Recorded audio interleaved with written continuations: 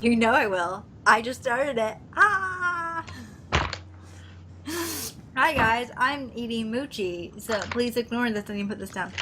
And I'm eating Twizzlers. This is a discussion video slash mukbang. Yeah, and this is just how we adult it out here. Actually, I didn't even check if I'm centered, so I hope I'm centered right now. I'm sorry if I'm not. Um, but yeah, welcome back to episode 15 discussion video. Just FYI, yeah, FYI. I haven't had dinner yet, so I'm eating while filming this, and Sam is eating too. So please enjoy us eating and talking about Mythic 9 episode 15. So of course the episode ended with Chow Tae-ho finding out that everyone knows that he's a murderer because it was announced on the loudspeaker Loudspeaker. that The intercom system. yeah, that he was he murdered Suhee, or not Suhee, that he was involved in the murder of Jaehyun, which which Taehyung was like, basically he said in a press conference, like, since she knew who killed Jaehyun, it's obvious that Chow Tae-ho killed her. And then So now the like with the episode at least, like we know like everything to do with Jaehyun, but it was very interesting because like as we said before, didn't know how this was gonna go forward, but now it was like focused on Suhee. I didn't actually think about it, but I mean it makes perfect sense. They've only solved one murder.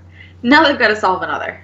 Mm-hmm. And as far as they're aware, Juno is still the murderer, and they're going to try and pin this on him as like hard as they can, so everybody can kind of and I love scot-free. Yeah, and then how Taehyung went to like the investigator that was investigating the crime, and how he was like, let's be honest, let's be truthful with this, like, investigate it properly. And the guy was like, he's like, as far as the investigator was like, as far as I know, Chow Tae-ho, or not Chow Tae, that Juno is the murderer. I'm like, dude, you haven't even investigated it. You have this new evidence. Everyone's changing their story, and yet you are like, Juno's he's still the murderer, and that, like, he's so angry. And then how, like, Juno is basically forced back into hiding because everyone's looking for him, because, like you said, everyone thinks he's a murderer, which is honestly not true. And then you got the shady freaking lawyer, who now is starting to twist everybody's stories. And I was like, are you, like, it makes sense because he's Choi Tae-ho's lawyer, and so he's trying to get him off. But the way he was like, it was awful. I felt so bad. When everyone went back in to confess, and he was like, so, like, how it was, like, who was it? It was secretary. He's like, so, you said this, but then you got a promotion? I'm like, which makes, I mean, as a lawyer, it makes sense. It's like, sense. you got something out of this, so, like, you clearly, like, it worked in your favor. Yeah. But now that he's here, you want to change your story. Yeah, it doesn't make sense. I mean, I get that, but it was just like, I was like, are you kidding me? Like, really? Like, just take the story and just, like, file it through and figure out what the truth is. But I like the fact that, like, everyone's in the car waiting to tell their side of the story. I like the fact that, like, Juno's there. Like, Juno is right there in front of their noses too. Like, be like, you guys can do it, like, being their cheerleader. And I'm just like thinking, like, they're going in talking to these investigators that want to find Juno, and he's literally right in front of their noses. Like, I found that whole concept hilarious. Yeah, because when he was like to Bong, he like, where is he? And she wasn't saying anything. I'm like, he's outside. You can go around the corner. He'll be right there. Right.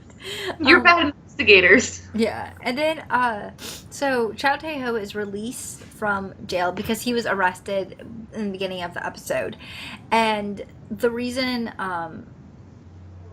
like the reason why he was released is because the lawyer dude, the prosecutor dude, the guy who was in charge of the whole case, basically said like, like everyone's changing their story to seem like they were threatened. If you say that you were threatened, not really, he didn't really say if you said you're threatened, but he's like, if you have the same story, we would have to let you go. And Chao Teo did the exact same thing, but he went to go see CEO Jang, and he told CEO Jang like, I feel like to CEO Jang, he was telling the plan, and he was like, I want to get you out of jail. Like, what should we do? Like, what should we do? And CEO Jing was like, you need to kill the guy who tried killing the CEO 2 times, because if you find him and you kill him, that means I don't have to go to jail for life. But if you don't find him, loose ends are kind of tied up. Yeah, if you don't find him, then I will go to jail basically for life. And I was like, okay, so it makes sense that like he needs to find him, but I got so angry at the fact that Chao Teo got released that easy. Right. Like, he was in and out. He was in and out within 2 seconds. But I mean, the lawyer basically set it up that Choi Tae-ho was threatened because he had said that like his voice was barely on the recording, number one, and it was more the CEO Joe, whatever Dong Pao person. I'm it's been almost 16 episodes. I still can't get his name straight. But him, he's the one who's going die, smashing Jae-hun's head against the wall. Yeah, exactly. Like, it's very clear that, like, if he says, I threatened him, or if he says, like, I'm responsible for it, obviously Taeho's going to get out. Yeah, exactly. He did nothing. In this specific case, he's made it look like nothing has gone, like, he's done nothing wrong. Yeah. He was just in the wrong place at the wrong time. So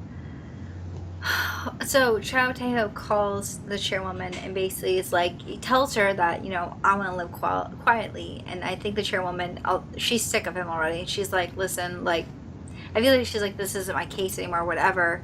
But it gets me annoyed because I feel like the chairwoman could have done so much more to fix everything for this to not come so crazy. But because of the fact that bye Marley, sorry, my dog's leaving me. Because she wanted to figure it out in 2 seconds, so it would look good on her, it looked good for her political agenda. It was a lot of loose ends, and a lot of things weren't figured out. But then, of course, we get this phone call for Bong Hee's mom, because she wants Bong Hee to come home so they can talk. And while she's going there, the prosecutor and the person over in charge of the whole investigator, sorry, my dog's yelling at me. He decides to print out an article that says basically Bong Hee helped the murders of murderer Suhee. So yeah, sorry, I'm just disappearing for a moment.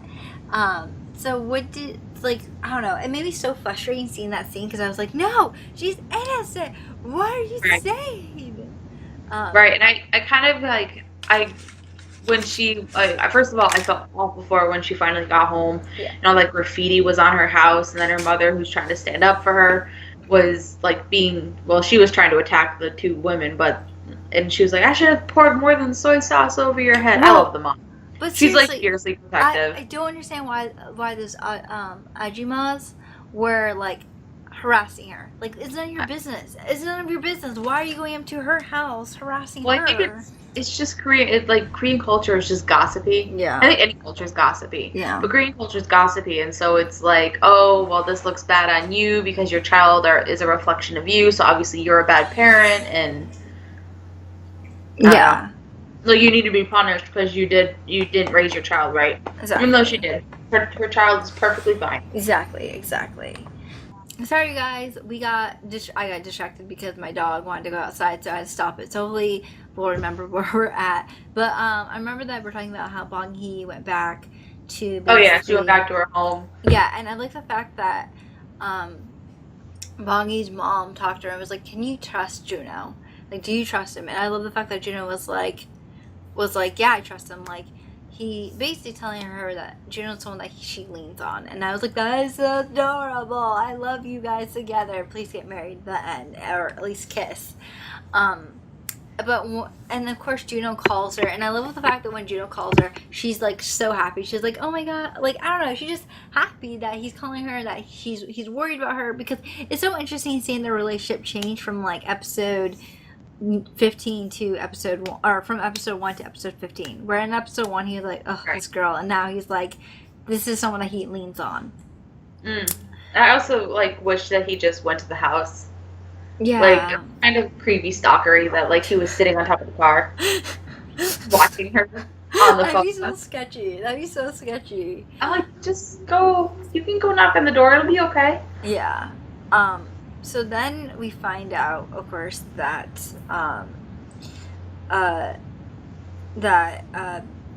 Bongi's basically going to be arrested for abating, basically working with a murderer, basically being accomplished to the murder. And everyone is like freaking out. Juno freaks out because Juno, like, obviously that's not true. Everyone's trying to head to the train station before it happens. And of course, she gets caught. Also, can we talk about the fact that there was this guy sitting next to her that seemed really strange, but in the end, like I thought he was gonna be like part of the people who were going to be arresting her, and like he was just a creeper. Yeah, that's all that happened. Yeah, that's all. And then like when he was like, oh hey, and then I'm like, oh no, here it is, she's gonna get arrested. You forgot your phone. Yeah. So. But I like to. I understood where Juno was coming from, but I also understood where I can't remember what his name is. Suhi's brother. Taeyoung. Jaeyoung. I see where he's coming from too. It's like they're looking for Juno. They're trying to pull him out, and this is the best way to do it. Is like she's his Achilles heel now. Like he's going to protect her no matter what. Yeah. And so when like they're arresting Bongi, they're not really arresting her. They're more just trying to pull him out. Yeah, which is not gonna work. Yeah, which is gonna work. Also, before this even happened, Xiao Tao called Juno on when the manager's phone, and basically told him that to give up. He basically begs Juno to give up, and if only so they can still be friends, basically. And I don't think Juno's like, nope, not gonna happen. Like, he can't give up. He's in too far to give up, and it sucks, though, because it sucks to go against like someone you were so close to, especially someone that you worked hard with to accomplish your dreams with. So yeah, Bongi gets arrested. Juno turns himself in because, like you said, it's the smartest thing to do. It makes sense to turn him in. Although I hate it, it makes sense to save Bongi because, all he wants Bongi out of there. It makes sense to keep her out and send him in. And then begins the best interrogation scenes ever. Yes. And and nothing is said because they go back and they go over the plan of Juno turning himself in and everything, and like how they're going to play it in their favor. Mm-hmm. But I just love for like how much of like her hero he was trying to be. He's still very childish, and so like him just kind of like chilling out and like not saying anything, and, like frustrating the crap out of the lawyer. And then when he was like, he wanted water, and he's like, whatever. Anyway, so like I loved it. He was just, I love it, like how he's like walking across and like pretending I was dying. I was dying when he was playing with all his food, and they were like, what is he doing? And he's just like, he's just like slurping the kimchi. Yeah, especially because like Taeyoung told Juno to not say anything, and I feel like you could not say anything, just cross your arms and be like, I'm not saying anything. But Juno's like, I need to play with everything, I need to be entertaining. I'm just like, you're a marshmallow, you need to be protected. And then of course we had the investigator guy telling, basically saying, oh, so you confessed. And Juno's like, I didn't confess. What are you talking about? I didn't confess. I didn't do anything. And then he goes to a flashback where Taeyoung told Juno to make the prosecutor, or the guy in charge, an offer he can't refuse, and tell him that he can't talk to him unless he sees CEO Jang. So he did eventually see CEO Jang, and CEO Jang looks like a gangster with like the beanie hat on and stuff like that. And his he's like, what's with the hat? Yeah. Like, Jail's hardened you already. Yes. So Juno basically tells CEO Jang, like, you think you have everything figured out, basically. But do you Right. really think Taeho is going to kill or get rid of your loose ends? Do you really trust Taeho? And basically the CEO tries to leave, and Juno, like a gangster, pushes him up against the wall and blocks it so the cops can't come, and screams at the CEO and says, like, do you really trust Chow Taeho that much? And then the episode ends. Da-da-da. I felt like this episode was pretty, I don't want to say boring, but it lacked a lot of content in it. You know? Do you get that feeling? Yeah, it had its shining moments. It did, but it was very like by the time episode 14 ended, I was like, "There's nowhere else to go." Yeah. And then once you were like, "There's somewhere else to go," they didn't really go very far. Yeah, exactly. And like, I don't know. Like, I mean, I get tying in the loose ends and stuff like that, but I feel like, I don't know. I just feel like it was kind of boring because there's only like a couple of major things that happened. Like, they were arrested. Chow Taeho got out. Maggie arrested, Juno arrested, and I feel like with this show, it's rushing too far in. I understand you only have two more or another episode left, but I just felt like it was like boom, boom, boom, boom. It was like too Well, I feel like fast. because originally we didn't know how many episodes there was going to be. It was either 16 or 20, and I think it was probably originally supposed to be a 20 episode drama, and it got dropped to 16. Yeah, And so now they've got to rush. yeah. Like, I don't know, I'd have to look into it. But it feels like a 20 episode drama that got shot down to 16 episodes, and now they have to like finish the story. Yeah. And they're building a story for 20 episodes. But here's the thing, though. I want to add, the characters are amazing. Like, I love the characters. I love, Juno and Bong-hee. I love their relationship. I love Gia's relationship with the manager. I love their relationships because they feel realistic. They don't feel rushed. They don't feel overly complicated. They don't feel like overly cutesy. Yeah. It feels like everything that they say to each other is something realistic and something you can totally see someone who is in that situation happening. What I'm sad about is the fact that the writing is not the writing's bad, is that the facts are bad. Mm-hmm. And I want to be surprised more. I think it would have been more interesting if Juno was in the office of the last episode. Like, I mean, not last episode, like the end of the episode. Yeah, like if that's how the episode ended and then they went on and then continued into episode 16 that way, I think I would have been happier rather than having him in the office and then going to the investigation. Not that I didn't like the interrogation part, because that's probably one of my favorite parts of like the whole friggin' show or the whole exactly. But I do agree, like the beginning, I didn't feel like the first like five or six episodes were that rushed. I felt like it was pacing pretty well. Mm-hmm. But as they needed to get them off the island and needed to get the rest of the story, that's when everything started to get really rushed. Yeah. The only thing that surprised me the most that I didn't see coming was Jaehyun still being alive. Yeah, that shocked me. That was my only, oh my god, what the frig, holy crap, did not see that coming moment. Yeah, exactly. And then it gave me hope for Yol. Like, I was like, if he's still alive, Yol's still alive. We still haven't found the body. Exactly. I mean, is there anything else you want to add to this episode, Sam? I'm sorry, guys, if this is really short. There isn't a lot of content to talk about. No. Anyways, you guys, we hope you enjoyed this. And next episode is going to be episode 16, the last episode. Oh, I just throw things on the ground. Last episode of Missing 9. Da-da-da. Well, anyways, you guys, we hope you enjoyed this discussion video, and we'll see you in a couple minutes, I guess. Okay. Bye. Hi guys, hope you enjoyed that video. If you did, please feel free to give it a like. If you would like, you can subscribe to our channel. And if you want to check out our last week's discussion video, click somewhere on the screen because it'll be somewhere up here. And we will see you guys next time. Okay, bye. Not really bye, but bye.